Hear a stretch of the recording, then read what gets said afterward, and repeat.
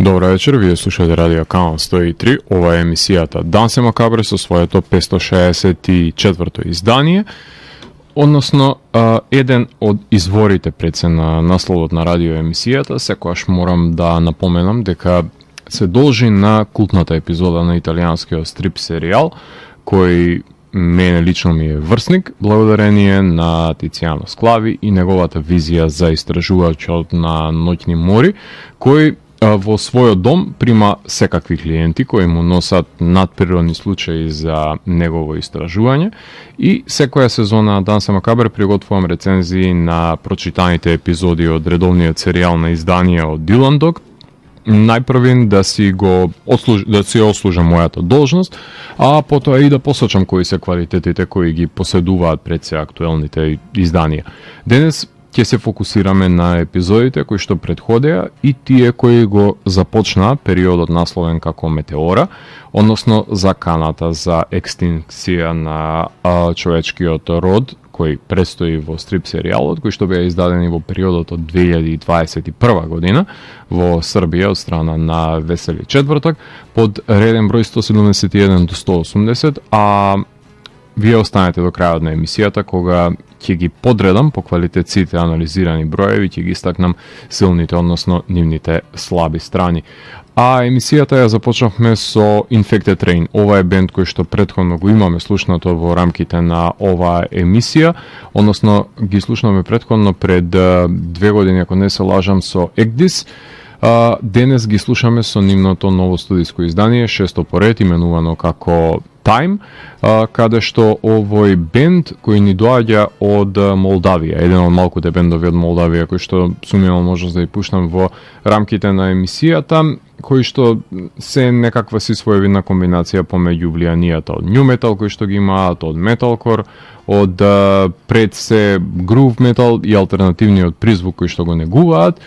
се разбира предводени од нивната харизматична пејачка, односно вокалиската Елена Катарага, која што е попозната под нејзиниот надимак Лена Сизерхендс, чиј што глас можете да ослушнете во рамките на почетокот на емисијата на двете композиции од овој албум, односно Because I Let You и Lighthouse, и во продолжение ќе слушнеме уште две композиции од албумот кој што е издаден за Napalm Records, односно Time, ќе ја слушнеме Vivarium и Enmity. Така што во продолжение ги слушаме Infected Rain.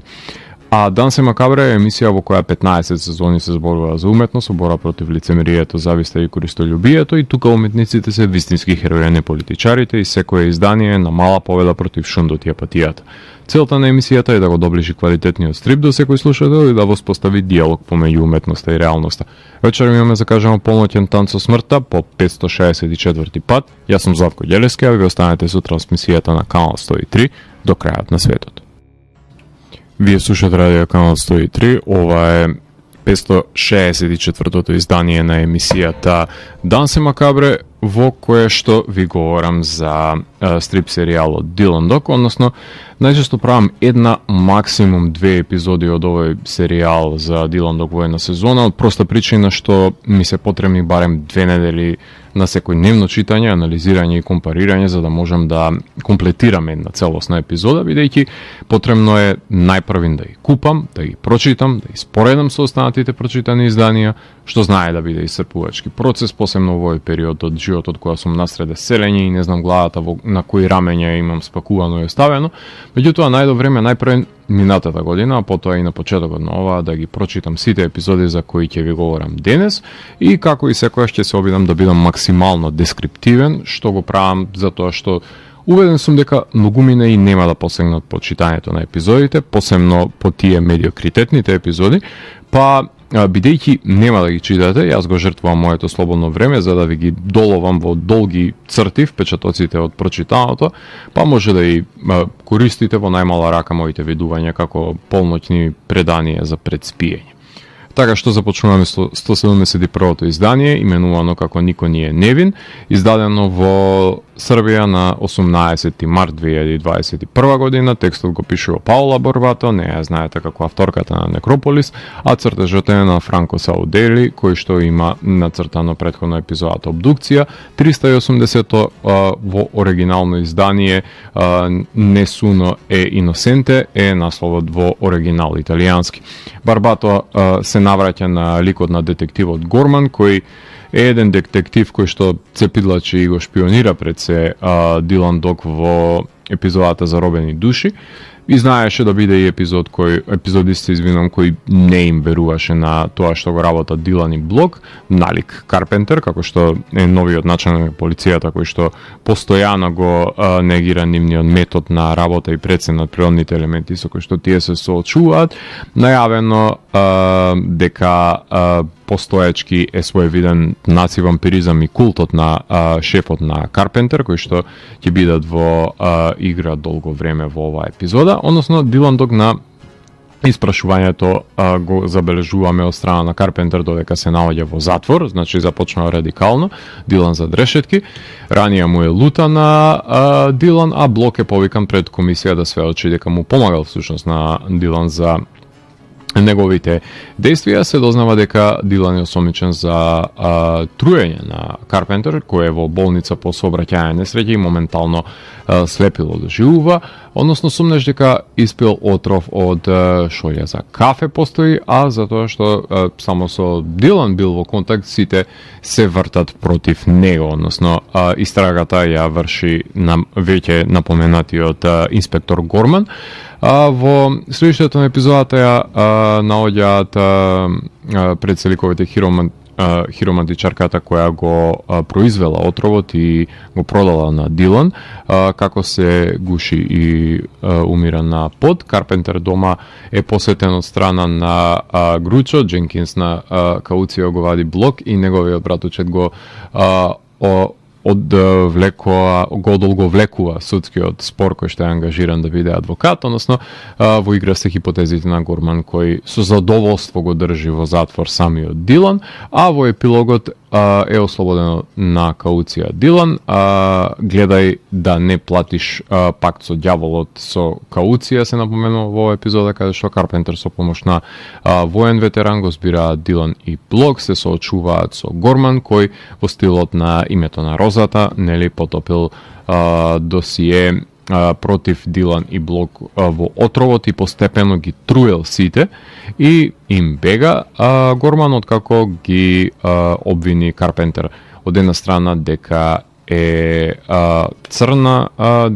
неговата кожа, ранија дека е муслиманка, Дилан дека е шарлатан, како олицетворение на злото кое што ровари на секаде, имајќи доктрината на нацистите.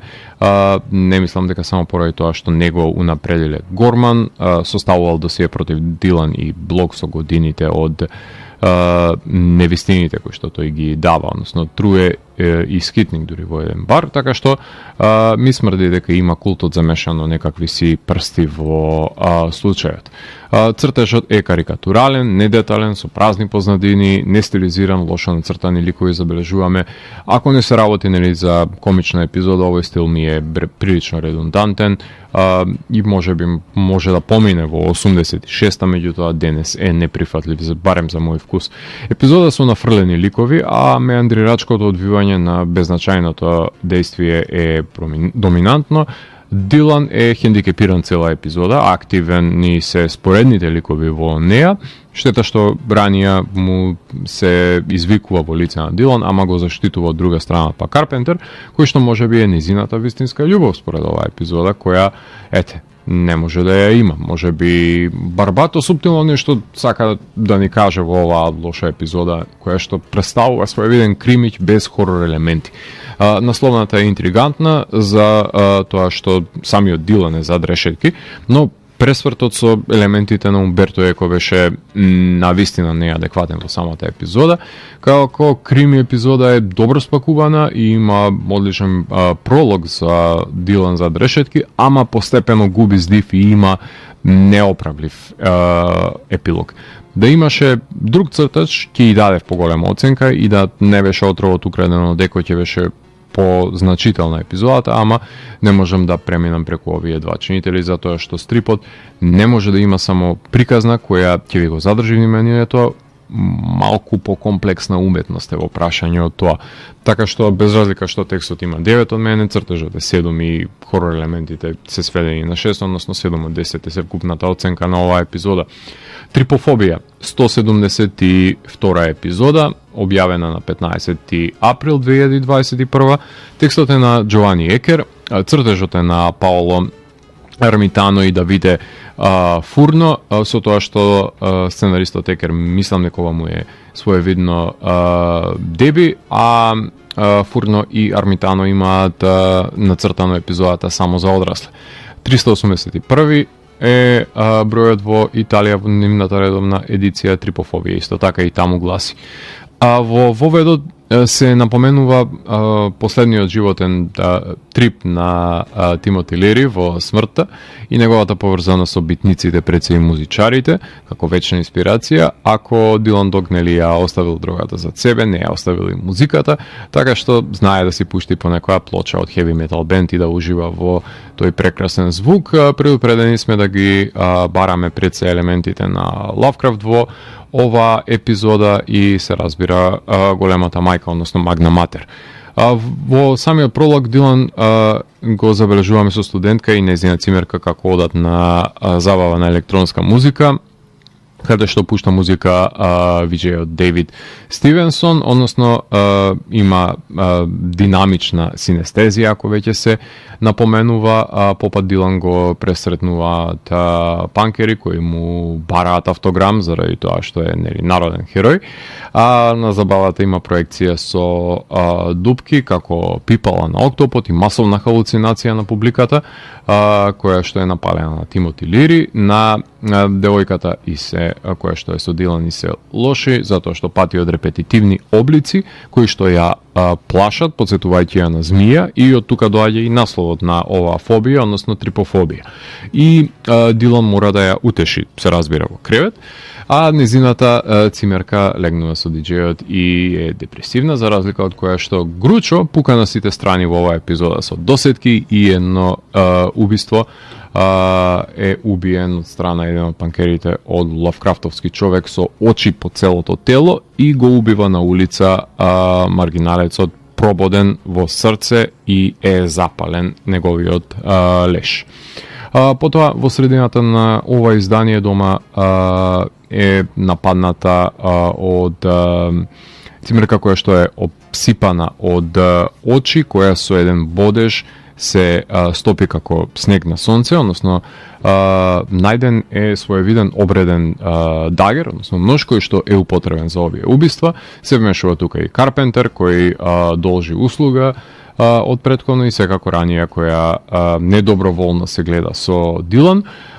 Истрагата на Дилан го води прво кај виджејот, представувајќи му се како новинар од Керенг, односно метал магазинот, кај што дозна дека во Мексико добил пробудување од трипање на кактус, односно на своевидна наркотична субстанција од него, а пријателот Конрад на Дилан му помогна околу елементи на окултизмот, така што постоечка е црна книга која е аналогна на своевидниот некрономикон на Лавкрафт во оваа епизода, со тоа што Конрад, за разлика од Гручо, верува дека се на интернет е лага, верува на хартија, ама во книга го има символот кој што го цртаат пред се култистите, така и на улица девојката која што му понуди тројка на Дилан ги соблекува дупките по нејзиното тело и натера двајца полицајци да се пукаат со пиштоли во глава еден до друг и ги пали на самиот крај, така што има надприродни дејствија во оваа епизода кои што се под дејство на своевидни халуцинации од одредени ликови. И во епилогот Дилан предвидливо оди кај виджејот кој му дава чајче и излегува пипалата од студиото, малку пео толче и се пресретна со прастарата Божица која владеела со светот во минатото и е протерана од универзумов, која со жртви сака да ја врати самиот Виджеј назад, ама Дилан Док е пробуден од трансот од страна на Гручо и неговата девојка, која го упука Виджејот кој се престори во битие со отвори кога влезе пипало од божицата во уста, не баре гледаме, односно читаме хентај, таа си го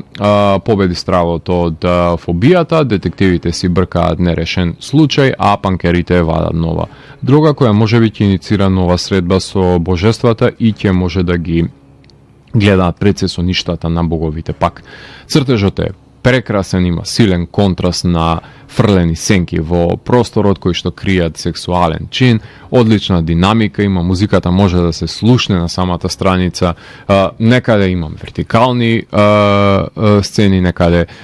наредени, тенки хоризонтали, многу модерно делува како корадорој на нови генерации да го гледаме. Има пресечен правоаголник на два триаголника, налик манга, обработката, така што цртежот е на вистина воодушевувачки на оваа епизода, може би најдобриот што го имам прочитано последните неколку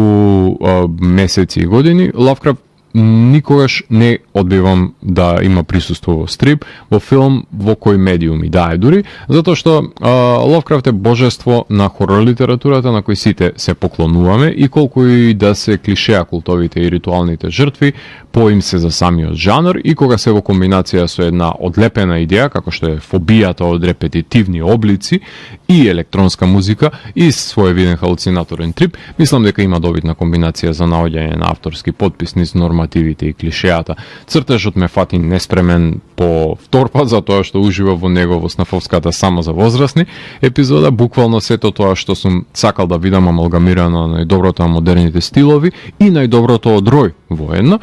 И од мене имаат два овие цртачи,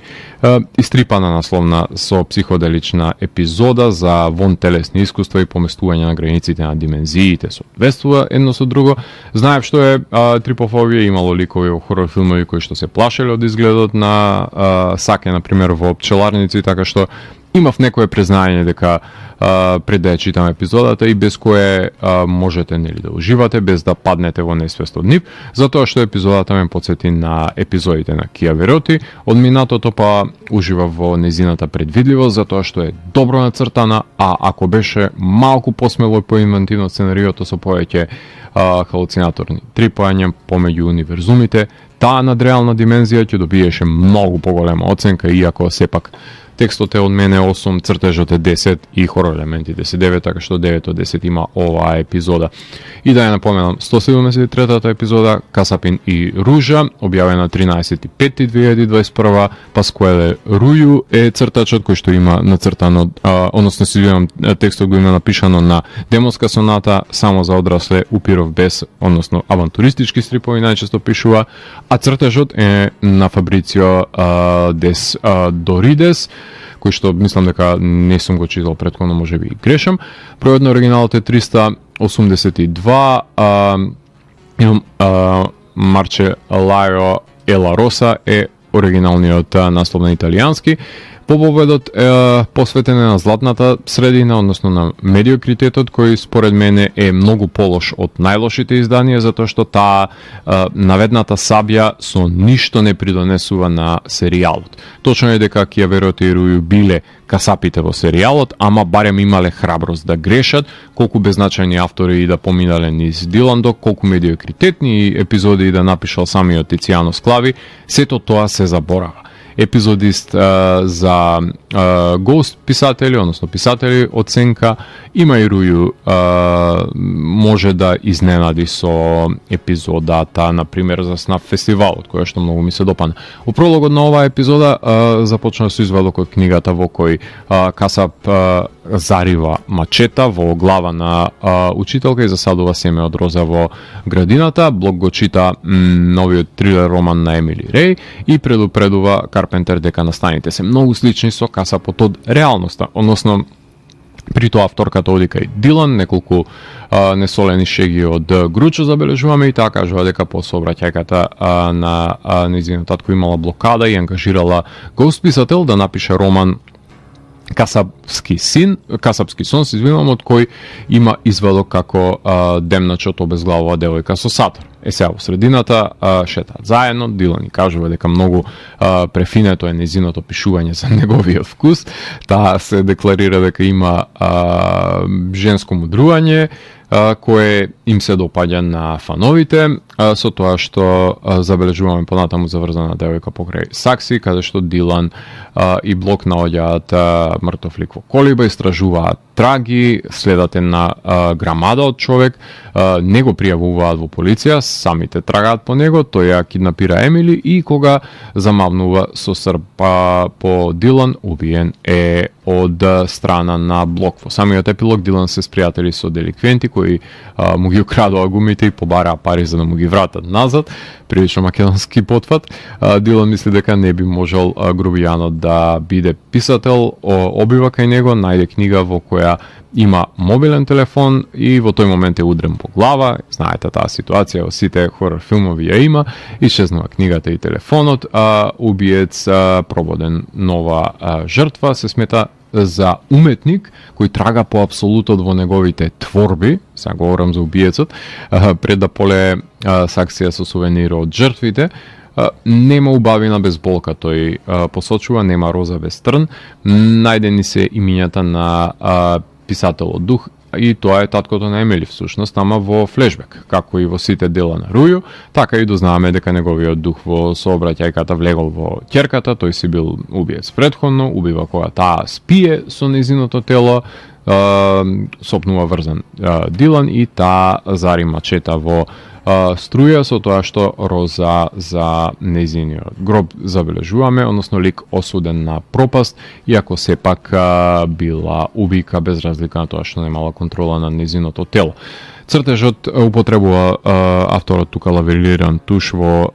мета книгата со различен латиничен фонт, силен контраст има со контурите надвор од самата книга, флешбекот исто така на родителот е во различен стил работен, на убиецот не му е покажан ликот, ама носи бели од цртувања за да се двои ликот од густите црни позадини, прилично имиџовски убиства се прикажани во профил. Епизода на која сме навикнати од Рују, има мистерија, има слешер, односно джијало во италијански рамки, ако повеќе сакате, има истрага, има пресврт од нигде никаде, односно подсетува нешто што би напишал во 90-тите. Рују само со подобар цртач од тогаш, со модерни интервенции, со изобилие на крв за денешни рамки, иако порано знаел да создаде посурови садисти. Доста кијаверотовска епизода, ама ми се допадна скокањето во книгата, надвор од неа во флешбекот, убави беа тие промени на фокализација, имаме роза, имаме крв и белина на насловната,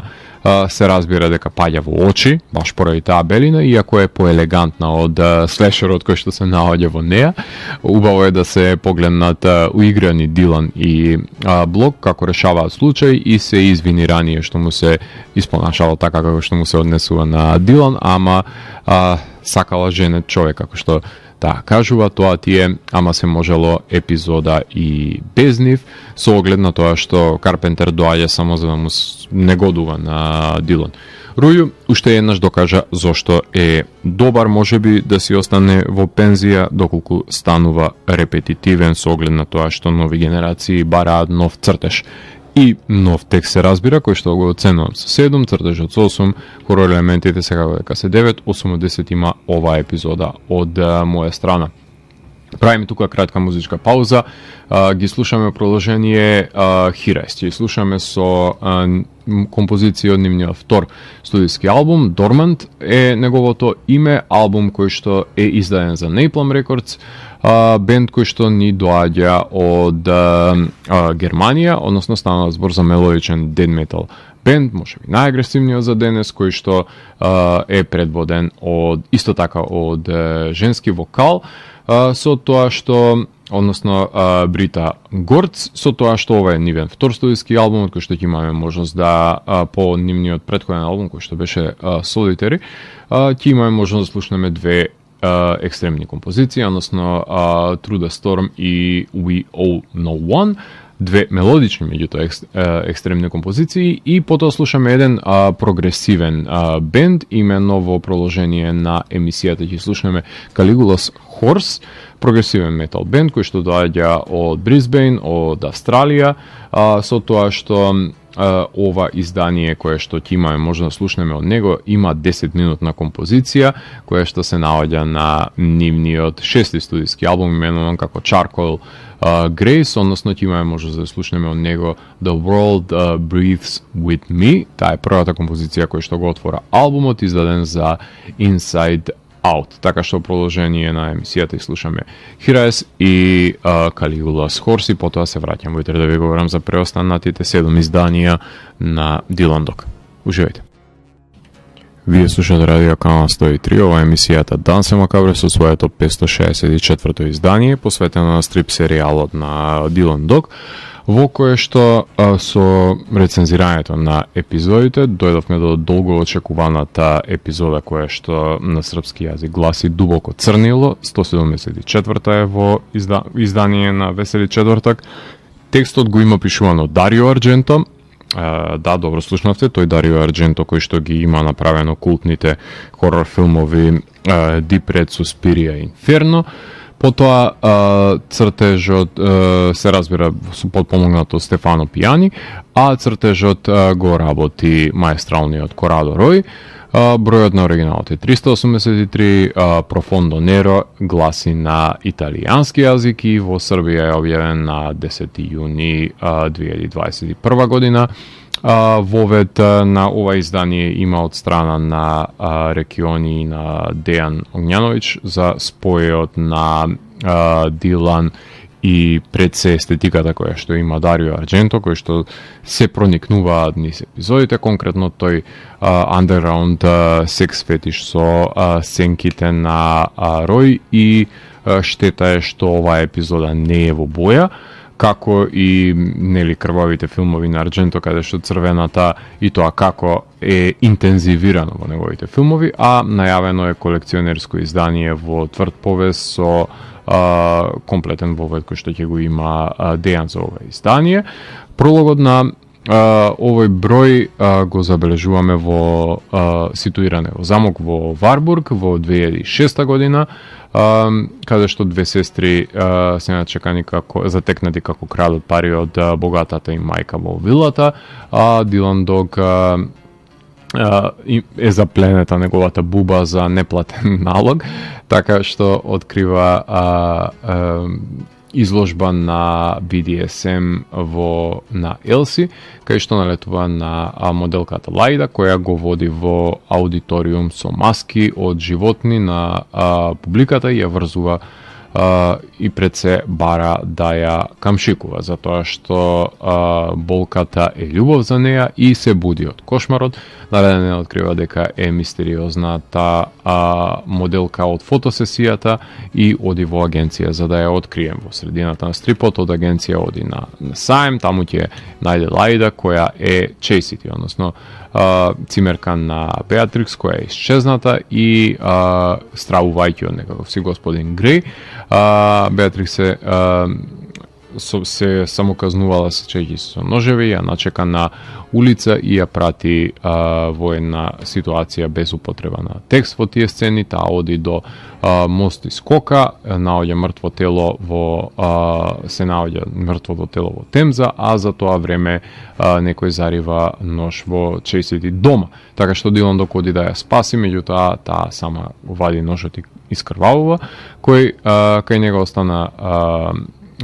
криптекс направа која е рачен трезор кој се самоуништува штом се отвори, оди Дилан кај реквизитер кој има плакати од Инферно во неговите простори и Профондо Росо на самиот зид, па оди кај нарачателката Грофица која што е мајка всушност на девојките. Во епилогот бароницата вика дека богатите всушност се паразити на општеството, беа ја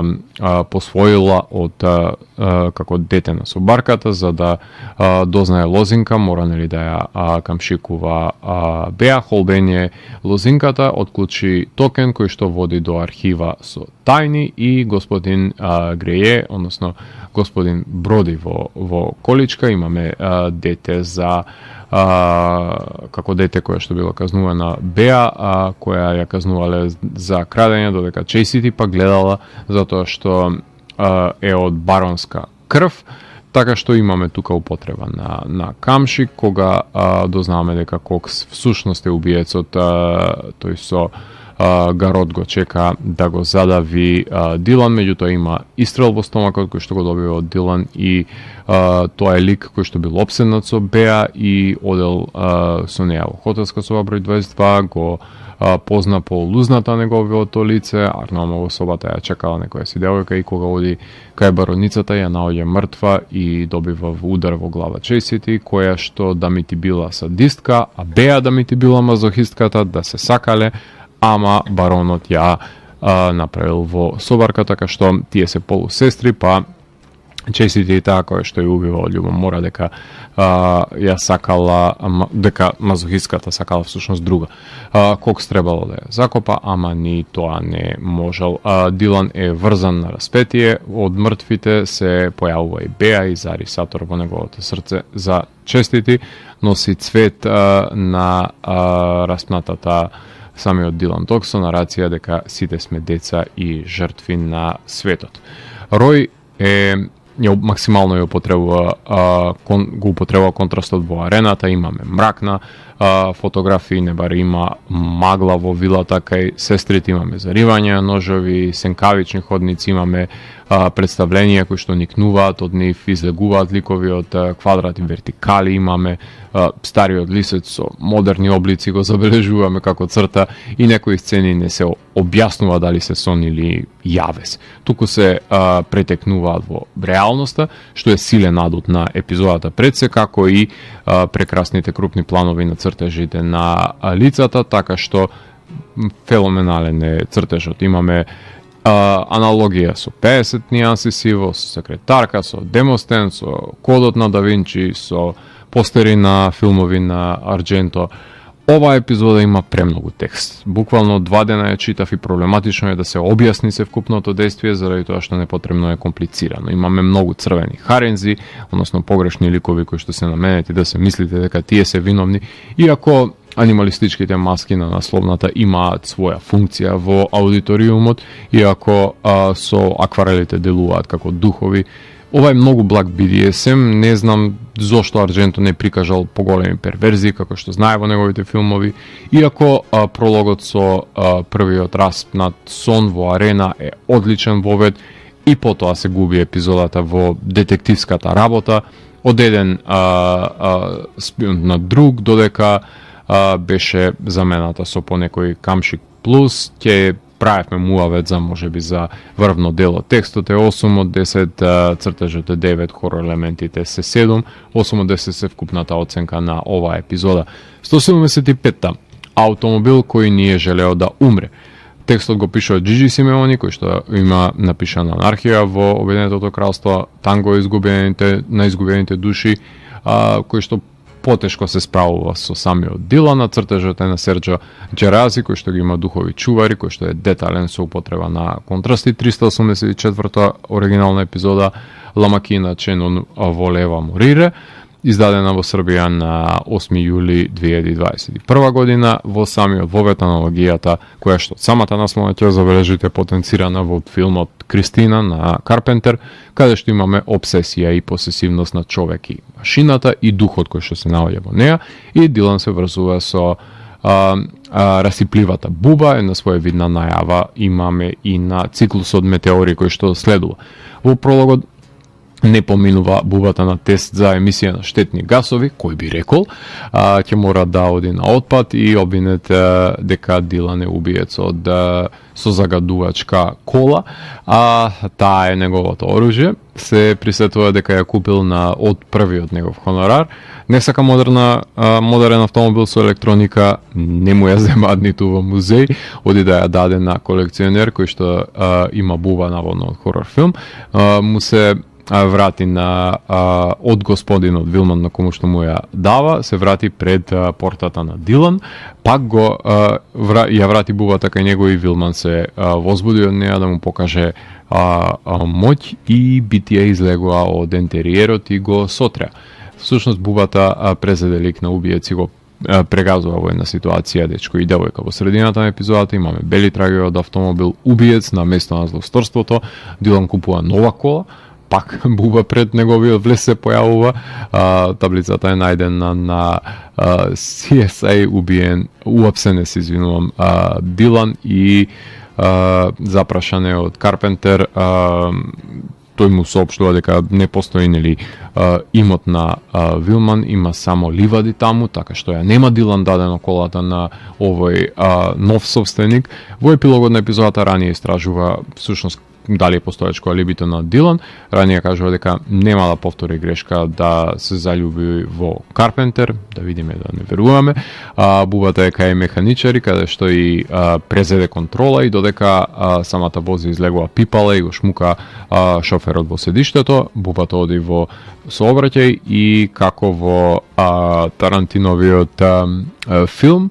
ќе смачка едно лице со тркалото газејќи преку друг автомобил и ќе замине Дилан и Рания кај Хамлин во фамозниот мистериозна предсепродавница за овие надприродни елементи именувано како Сафара.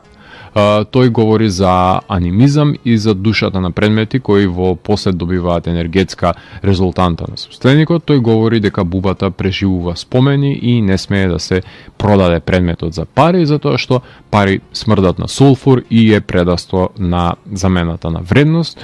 Доби на подарок избрана лупа за да види подобро пари. Дилан мисли дека има демони во автомобилот, како епизодата со зол дух во вода. Топи пара во куршум, пука со куршум во бубата и пипала пушти за возачот кој што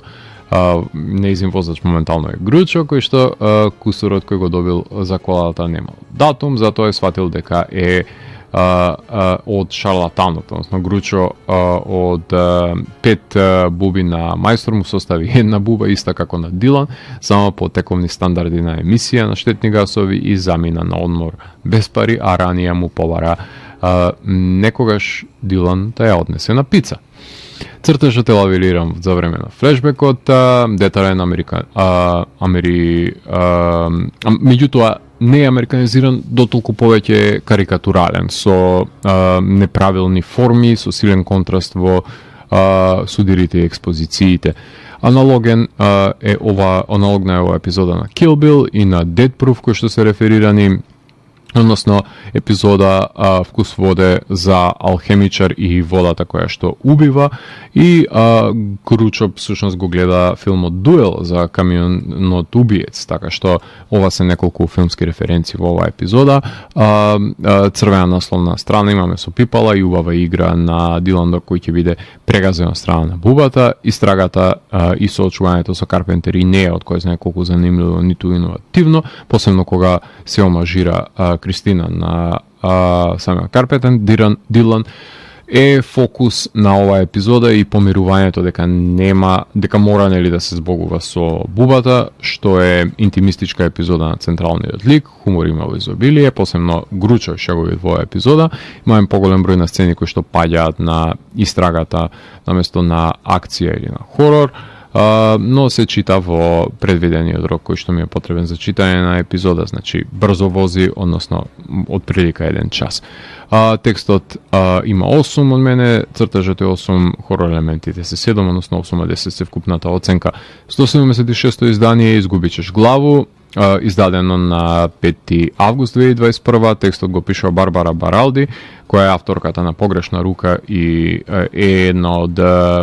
предводничките на Дилан Дог, со оглед на тоа што таа е денешната директорка на овој серијал. Емилијано Танчило, односно го работи цртежот, кој што е авторот на Беда и окрутност, кој што има влијание, кој може да забележите во DC изданијата, например, 385-та во Италија, Пердераи, Ла Теста гласи на оригинал. Во прологот Лондон се напоменува дека повеќе изгледа на Милано, според Корадо Рој, а оваа епизода всушност е ситуирана во Париз, каде што има многу локации кои што се земени предвид, каде Дилан ќе налета на својата нелојална конкуренција, налик неговиот пандан Деви Дойл, меѓутоа во многу полоша итерација. Во воведот Дилан се буди во багажник и имаме еден флешбек во кој што на модна ревија додека одекнува Мис Лусифер на Primal Scream, обезглавена е една од манекенките. Имаме уште еден флешбек каде што Дилан и статистка на филм во кино го гледаат филмот во кој што се појавува, каде што има зомби и пирамиди, и главната актерка на крајот на премиерата на филмот е обезглавена во присуство на публиката. Уште еден рез забележуваме тука, овој пат во болница сретнуваат непозната девојка во преградки која му се фрла на Дилан за дома да добие бокс од страна на Гручо и да ја овлечкан со помош на французинката Софи. Односно, во средината на стрипот истражувачот на Ноќни мори сака да го условуваат со тој назив Дилан, а не како детектив. Односно, негова колешка е всушност французинката Софи, која што дава експозиција за прокол на Ѓердан на Марија Антуанета, на кој се наоѓа крв од обезглавената, како своевиден символ на дворското расипништво. Таа е обезглавена со него, меѓутоа тој е исчезнат. Сега Дилан наоѓа два во фиоката кај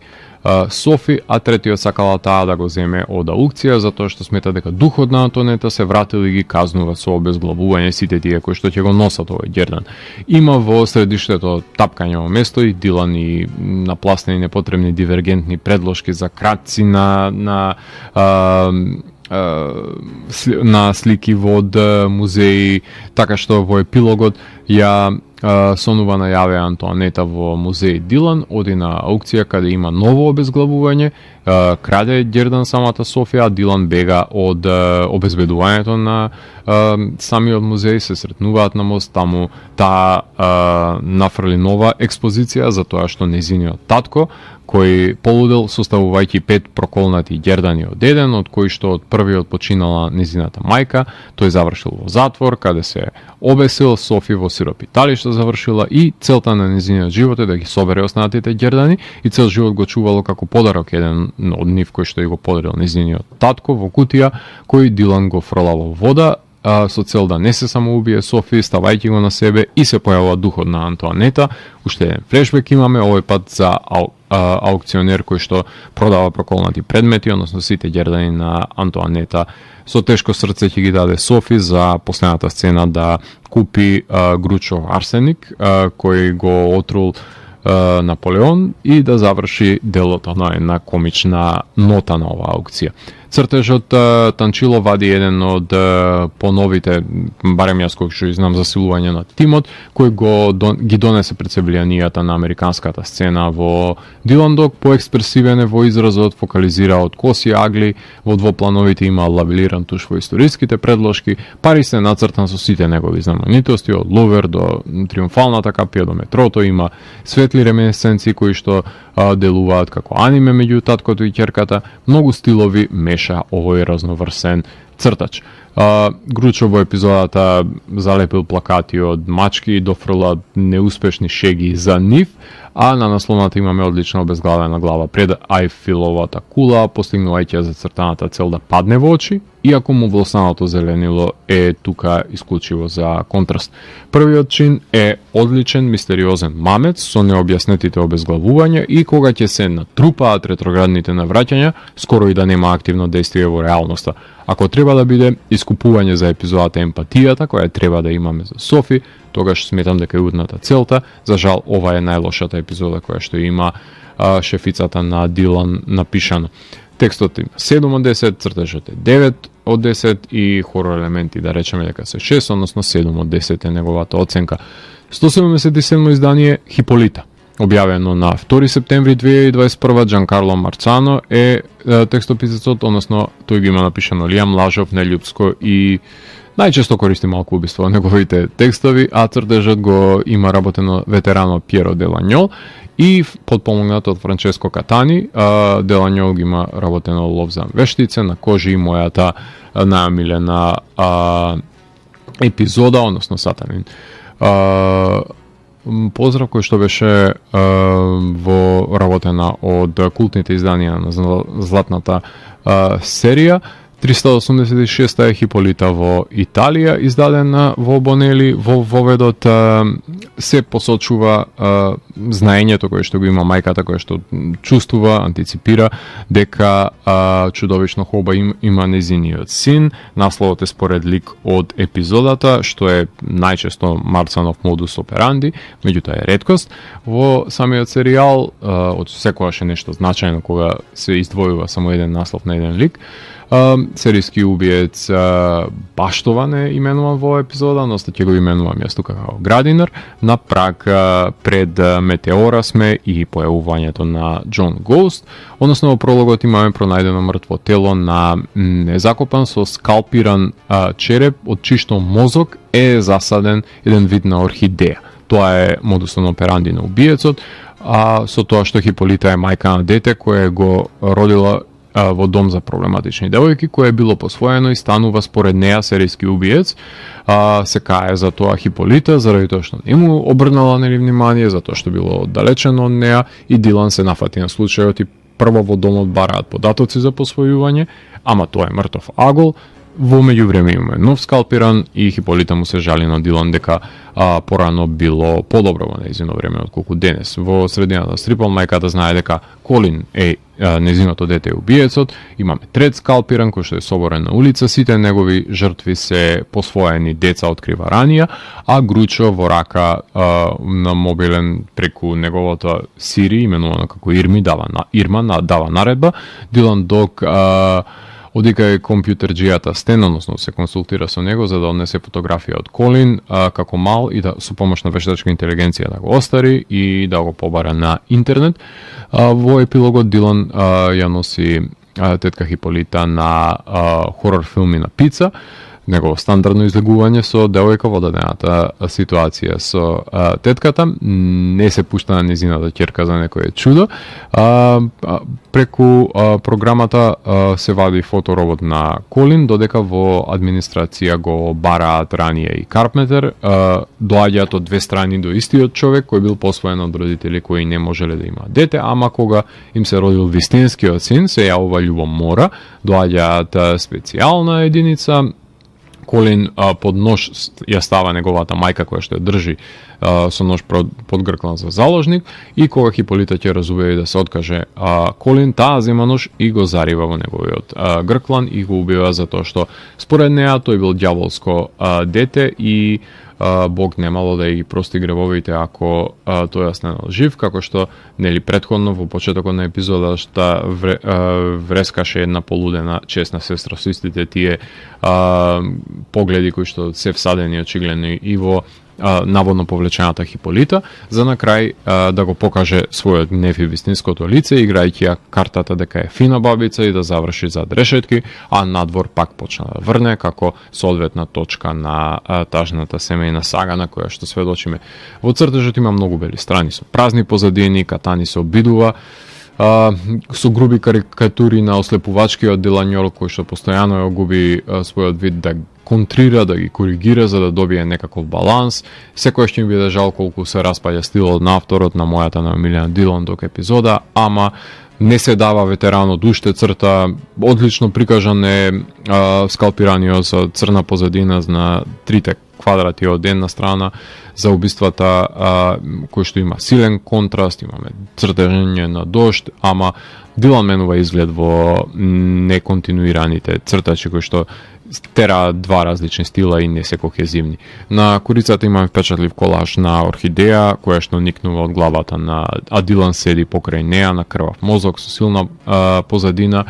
Абсурдно и ефективно издание на корицата. Брзо се чита оваа епизода, делува како мноштво дамнешни епизоди за серијски убици со еден репетитивен, ама колку толку впечатлив мотив без употреба на природни елементи. Текстот има 9 од 10, цртежот 7, а хорор елементите 8, така што 8 од 10 е севкупната оценка која што ја давам на оваа епизода. Правиме тука кратка музичка пауза, продолжение слушаме Unprocessed, се извинувам, односно ќе слушнеме композиции кои што се наоѓаат на нивниот минатогодишен албум And Everything in Between, кој што станува збор за еден прогресивен металкор бенд кој што доаѓа од Германија, кој што се под силно влијание на Полифија и се своевидна инструментални творби создаваат со прогресивни елементи, така што од овој моќен албум ки издвоив, односно ќе имаме време само да слушнеме Blackbone и ќе слушнеме композицијата во која што токму гостуваат Тим и Скот од Полифија, односно Die on the Cross of the Martyr, и потоа ги слушаме Випаси, односно ќе слушаме композиции кои што се наоѓаат на нивното студиско првенче, односно Lightless, албум кој што е издаден за Seasons of Mist, односно од ова издание на бендот кој што доаѓа од Мелбурн, од Австралија, односно е своевиден екстремен прогресивен метал бенд. Ќе имаме можност да слушнеме две композиции, Labyrinthine Hex ќе слушнеме и Morning Star, доколку се разбира имаме време, така што слушаме екстремна прогресивна музика во рамките на Дансе Макабре. Уживајте. Вие слушате Радио Канал 103, емисијата Дансе Макабре со своето 564-то издание, посветено на стрип серијалот Dylan Dog.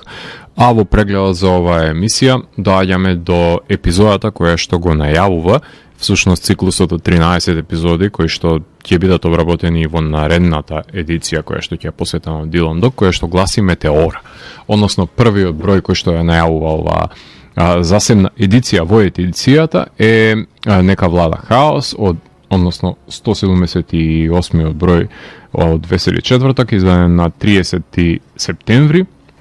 2021 година. Текстот е напишан од Роберто Рекиони, тоа беше тогашниот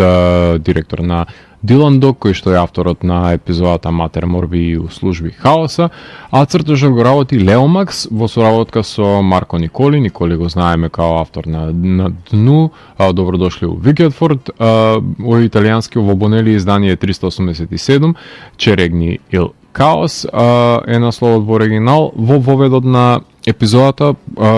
се најавува дека е станува збор за почеток на циклусот 13 изданија кои што гласат Метеора. Рекиони ја црта првата и последната, ако не се лажем, од серијалот, помеѓу пишуваат најразличните звезди за кои што дел од нив ви говоре во ова издание, вклучувајќи ги и двете дами, односно Барбато и самата Бриндизи, со плејада на други цртачи, а ова издание е првите 50 страни од ова издание ги црта Леомакс, а останатите втората половина е црта Николи, што значи дека за прв пат се поделуваат двајца цртачи, а негативецот е всушност дело на Рекиони од Гаврановата пресуда, односно повторно појавување на Аксел Нил со неговата секира, кој е реимагинација на 80-тите, односно на 90-тите на рок-н-рол, иако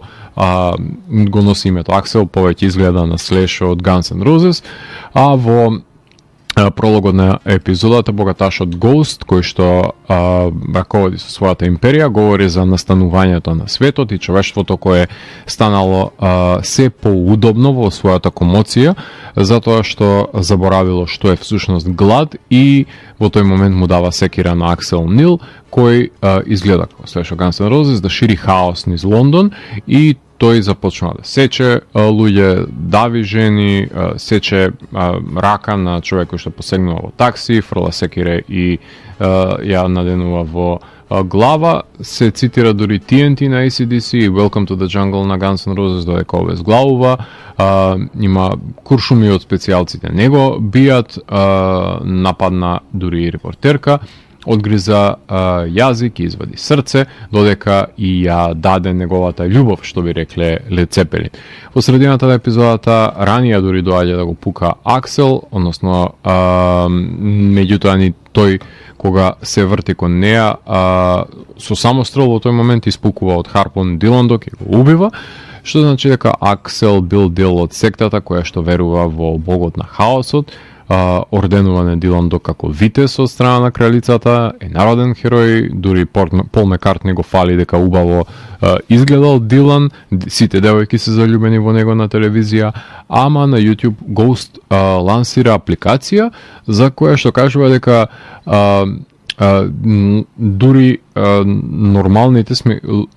луѓе сме ги довеле во ситуација да се чувствуваат како чудовишта со оглед на нашите претераности, сме колонизирале изуми, ама сега со новата апликација ќе се создаде поврзан колектив, како што го нарекува, односно модерни борци со вили и српови, кои ако видат чудовиште ќе дадат сигнал каде се наоѓаат и ќе бидат и тие Дилан Дог. Односно, тоа значи дека оваа фама создава фанови да се појават пред неговата врата, дури има и стрип насловен Дилан Дог. Тука Гручо го крши четвртиот зид, кој ќе рече како ти издосади да бидеш Дилан Дог, само сме дојдени до 54-та страница, што е една од тие ретки можности кога Гручо крши тој четврт зид и се обраќа, односно е само свесен за постоењето на стрипот во кој што се наоѓаат и следува кратка посета кај блог, што апсолутно е ирелевантна, бегство од самиот Лондон, а во епилогот Дилан Дог ќе се обиде да даде изјава на телевизија, меѓутоа гост во тој момент решава да ја секне BBC, затоа што му се може. Се појавува пожар во санаториум во Велс, нападнати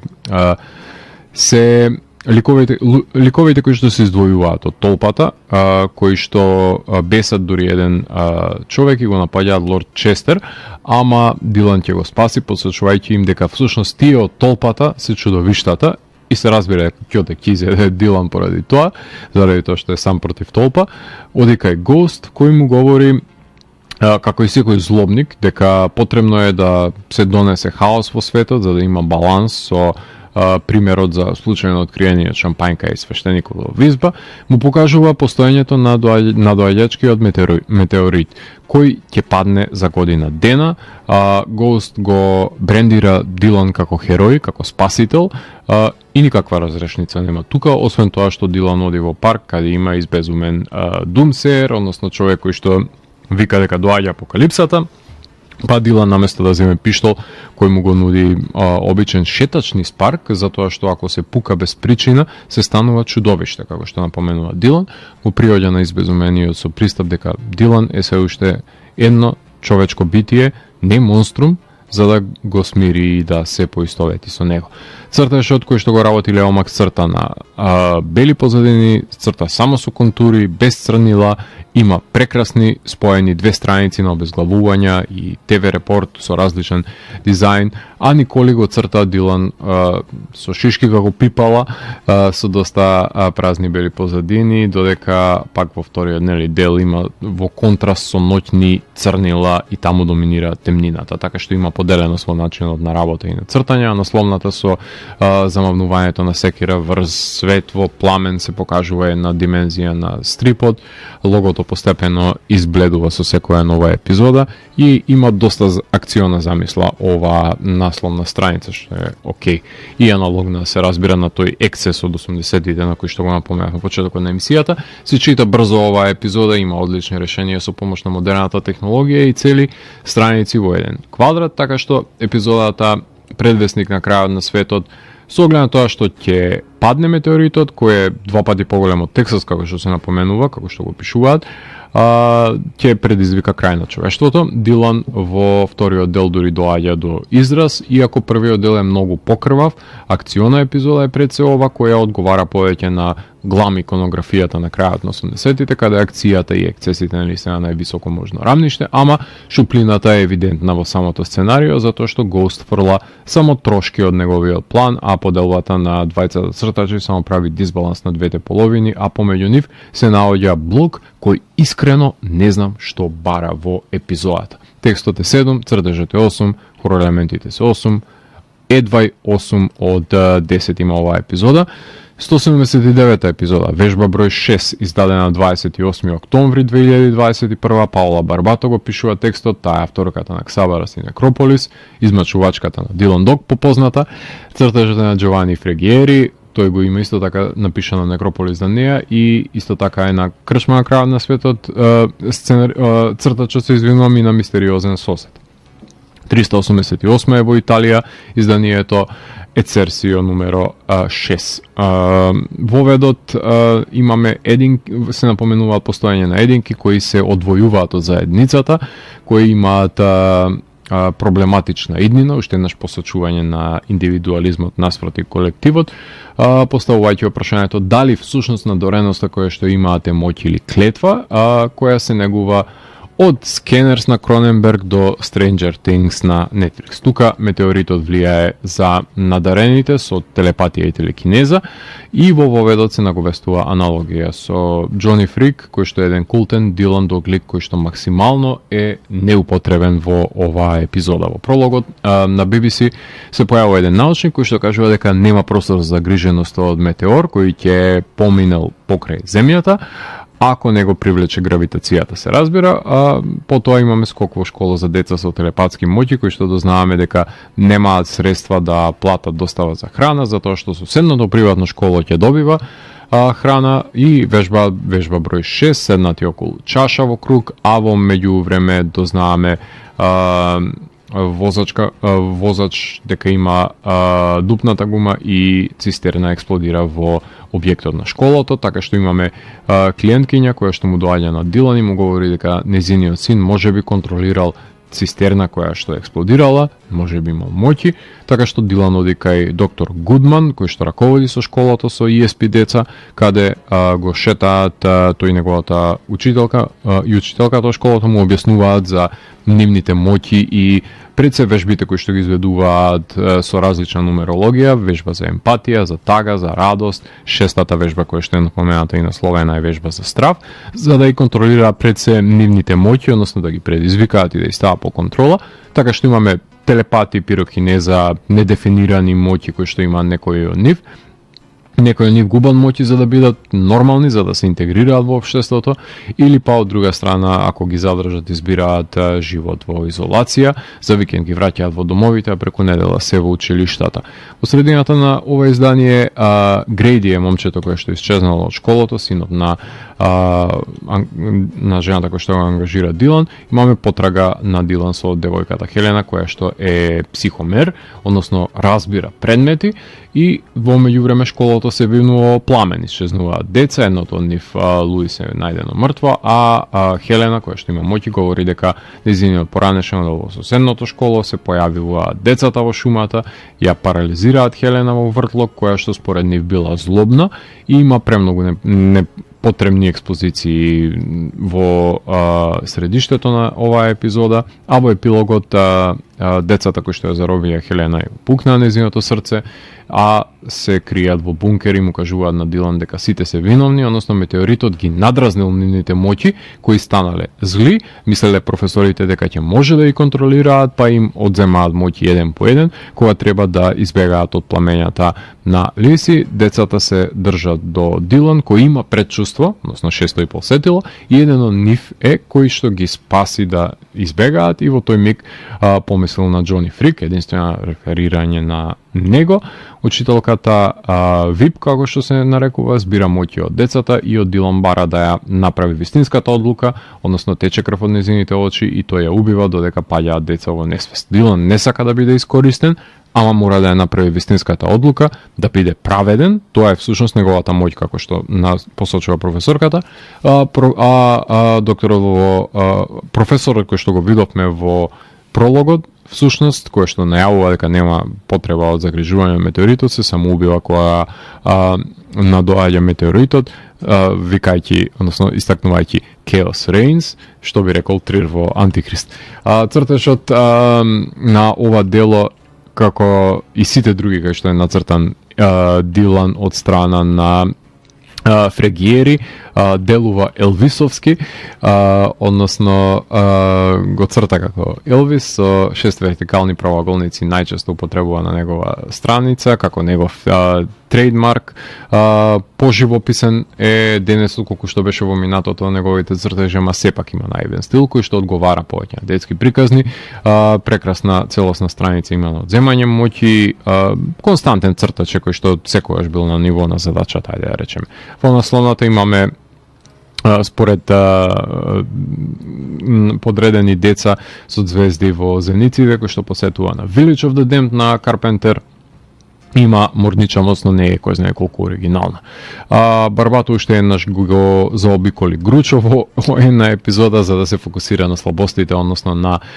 праведноста на Дилан и да ја игра хуманата димензија, иако е вовлечен во епизода со премногу експозиција, премалку действие, деца кои што се типизирани, сведени исклучиво на нивните способности, многу заборавлива епизода во која не ни имаше кој знае колку непредвидлива мистерија во истрагата. Џони Фрик не ни мораше да се реферира и согледуваме каков ќе биде пристапот на секој од авторите во поглед на надоаѓачкиот метеор. Некој ќе го преферира дека е тука, друг ќе го врзе со приказната подеталност, секој зависи од различен пристап, а Паула го реферира дека влијае, иако може да помине ова епизода засебно од него. Текстот е 7, цртежот 8, хорор елементи 7 од 10 е оценката која што ја добија од мене последната епизода за која што ви говорам денес, преживела 180-то издание, издадено на 25 ноември 2021, Барбара Баралди, односно авторката која што ја напиша Изгубичеш главу, е авторка на сценариото на оваа епизода. Цртежот е на Луиджи и Фабио Пикато, односно тие ги имаат работено Лиам Лажов и Голконда, Джулија Масалја, Матео Сантаниеро им помагаат, кои што работеле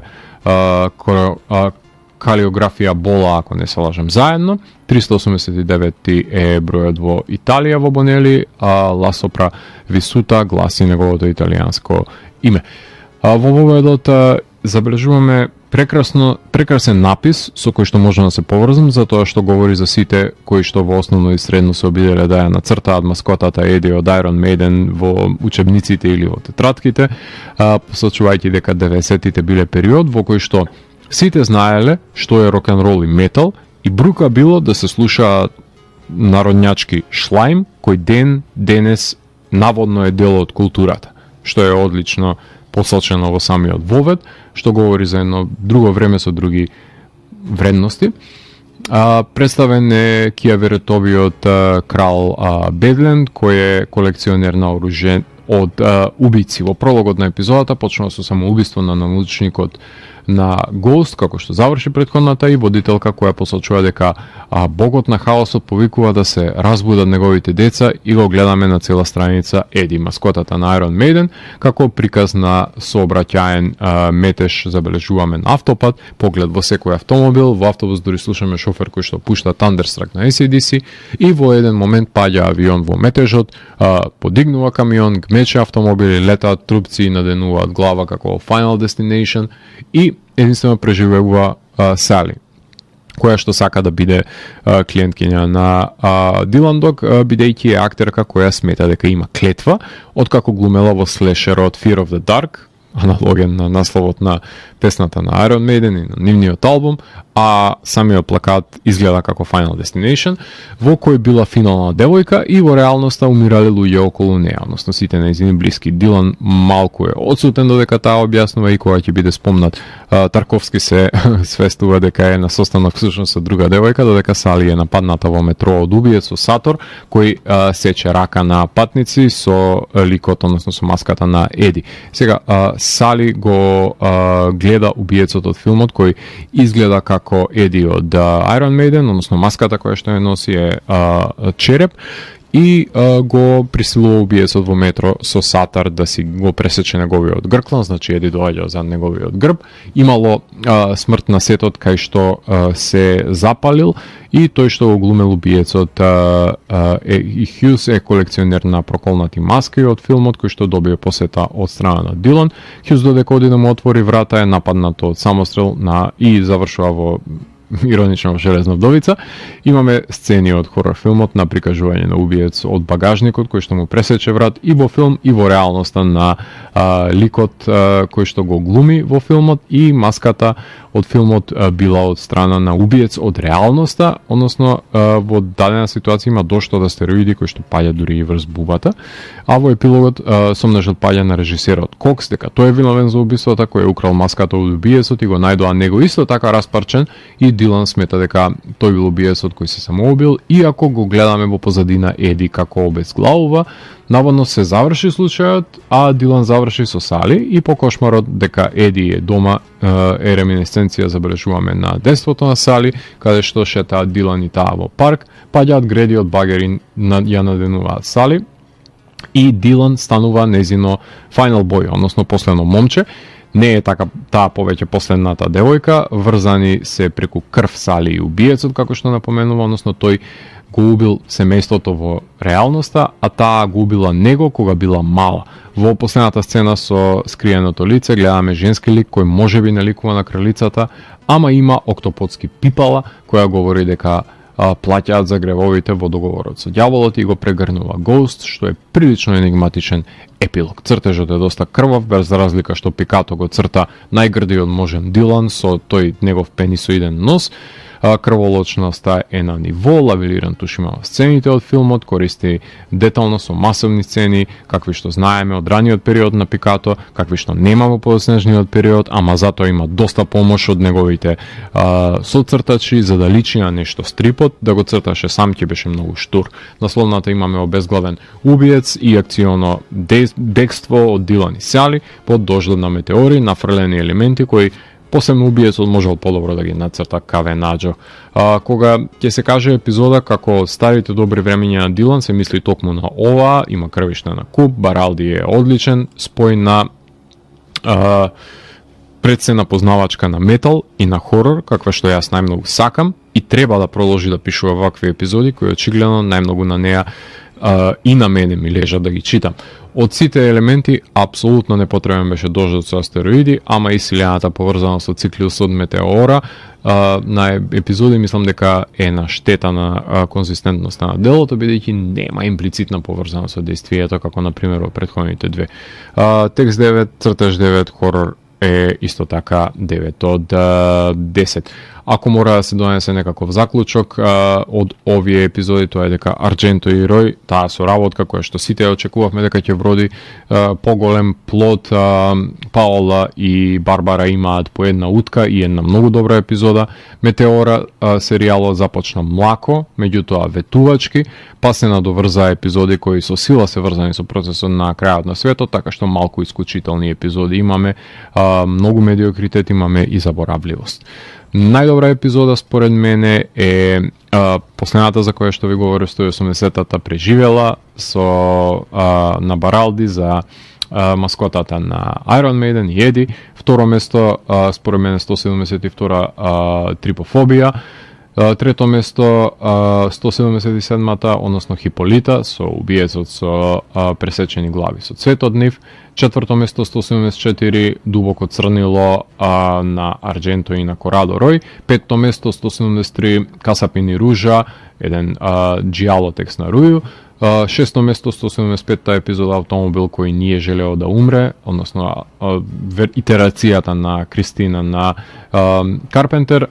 седмо место 178 Нека влада хаос, првата Метеора, осмо место 171 Нико nije невин за Дилан Дог зад решетки, девето место 176